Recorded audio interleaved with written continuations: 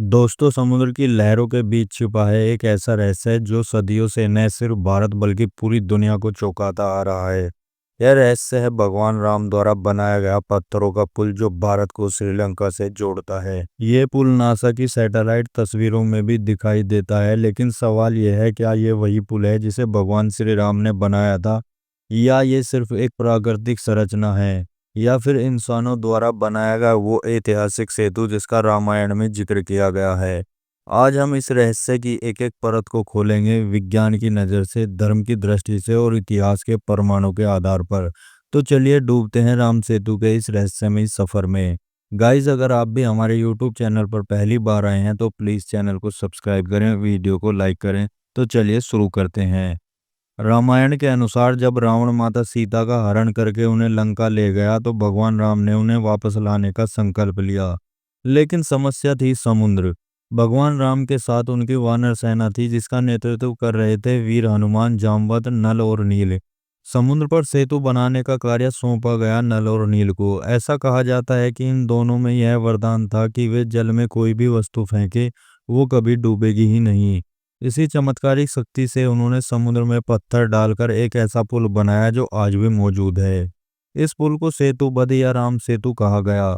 रामायण में वर्णन है कि यह पुल लगभग 100 योजन लंबा था, यानी लगभग 120 किलोमीटर। श्री राम की सेना ने इसी सेतु पर चलकर समुद्र पार किया और लंका पहुंचे। अब जानते हैं आज का राम सेतु कहाँ है।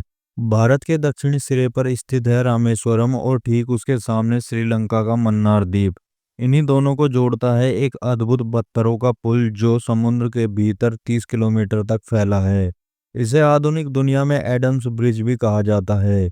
इसकी चौड़ाई लगभग 3 किलोमीटर है और गहराई कई जगहों पर बेहद ही कम, इतना कि कुछ हिस्सों पर पैदल भी चला जा सकता है। यह संरचना बिल्कुल वैसी ही है जैसी वाल्मीकि रामायण में बताई गई। अब सवाल उठता है, क्या इसे वाकई इंसानों ने बनाया था या यह सिर्फ प्राकृतिक रूप से बना एक भूगर्भीय चमत्कार है। साल 2002 में नासा द्वारा जारी की गई सैटेलाइट इमेज ने पूरी दुनिया को हैरान कर दिया। इन तस्वीरों में भारत और श्रीलंका के बीच स्पष्ट रूप से जुड़ी हुई पत्थरों की श्रृंखला दिखाई दे रही थी। नासा ने इसे एडम्स ब्रिज का नाम दिया और कहा कि यह इंसानों द्वारा बनाया गया पुल हो सकता है। इन तस्वीरों के आधार पर अनुमान लगाया गया कि यह सेतु लगभग 7000 साल पुराना हो सकता है। अब सोचिए, 7000 साल पहले इतना बड़ा पुल कैसे बना होगा।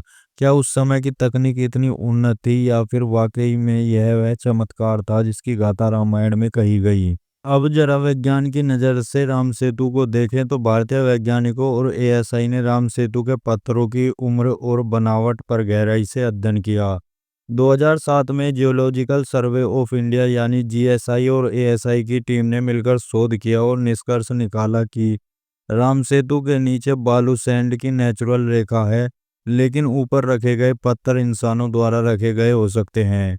इन पत्थरों की उम्र करीब 7000 साल पुरानी आंकी गई, जबकि नीचे की सतह सिर्फ 4000 साल पुरानी पाई गई। इसका मतलब ये हुआ कि ऊपर रखे गए पत्थर नीचे की सतह से पुराने हैं। यह तर्क वैज्ञानिक रूप से केवल तब सही बैठता है जब इन पत्थरों को कहीं और से लाकर समुद्र के ऊपर मानव द्वारा बिछाया गया हो। अब सोचिए, इतने हजार साल पहले किसने ये किया। क्या यह वही नल और नील थे जिनकी शक्ति से राम सेतु बना। साल 2005 में भारत सरकार ने सेतु समुद्र शिप चैनल प्रोजेक्ट शुरू किया। इस योजना का उद्देश्य था भारत के पूर्वी और पश्चिमी तटों को जोड़ने के लिए समुद्र के बीच से जहाजों के लिए रास्ता बनाना। इसके लिए राम सेतु के एक हिस्से को काटने की योजना बनी, लेकिन जैसे ही यह खबर सामने आई पूरी देश में बवाल मच गया। धार्मिक संगठन विरोध में उतर आए। वैज्ञानिक और पर्यावरणवादियों ने चेतावनी दी कि इससे समुद्री जीवों और पर्यावरण को भारी नुकसान हो सकता है। विवाद इतना बढ़ गया कि मामला सुप्रीम कोर्ट तक पहुंच गया और जब एएसआई ने कोर्ट में कहा कि राम सेतु सिर्फ एक मिथक है, तब देश भर में भावनाएं भड़क उठी। लोगों ने पूछा, क्या श्री राम एक कल्पना है, क्या हमारी परंपराएं सिर्फ कहानियां हैं। आस्था और विज्ञान के इस टकराव ने एक नई बहस को जन्म दिया। रामायण के अलावा कई और ग्रंथों और स्रोतों में राम सेतु का उल्लेख मिलता है। वाल्मीकि रामायण के अलावा स्कंद पुराण, पद्म पुराण और नारद पुराण में भी इस सेतु का उल्लेख मिलता है। इतना ही नहीं, 9वीं सदी के अरब यात्री इब्न खुर्दादब ने अपने नक्शे में सेतु बद्ध को दिखाया है। 15वीं सदी के यूरोपीय समुद्री नक्शों में इसे ब्रिज ऑफ रामा कहा गया।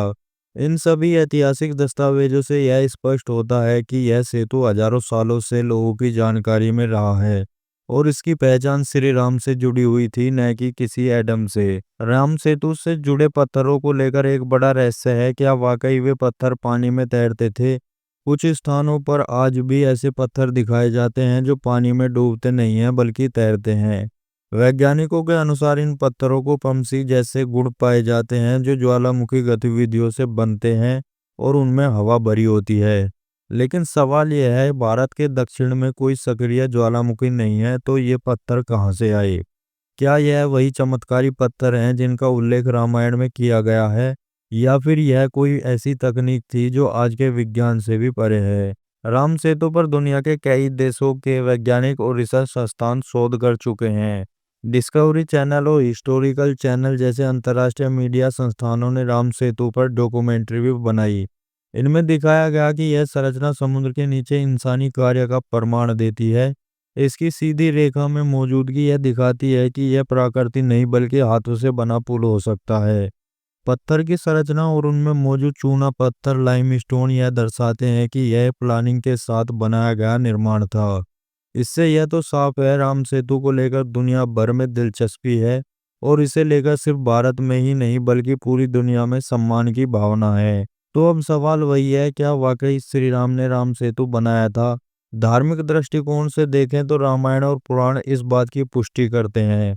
ऐतिहासिक दृष्टिकोण से देखें तो प्राचीन यात्रियों, नक्शों और ग्रंथों में इसका जिक्र मिलता है।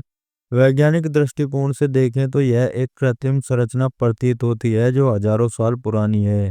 तो क्या यह सिर्फ सहयोग है कि यह पुल ठीक वहीं बना जहां रामायण इसकी कथा कहती है, या फिर ये सब साक्ष्य और तथ्य हमें यह बताने की कोशिश कर रहे हैं कि रामायण कोई कल्पना नहीं बल्कि हमारा गौरवशाली इतिहास है? राम सेतु सिर्फ पत्थरों का पुल नहीं, ये हमारी संस्कृति, आस्था, विज्ञान और इतिहास सबका संगम है और इसका अस्तित्व श्री राम के अस्तित्व का सबसे सशक्त प्रमाण है। तो गाइस, कैसी लगी आपको ये वीडियो? कमेंट करके ज़रूर बताएं और हाँ, कमेंट में जय श्री राम ज़रूर लिखें।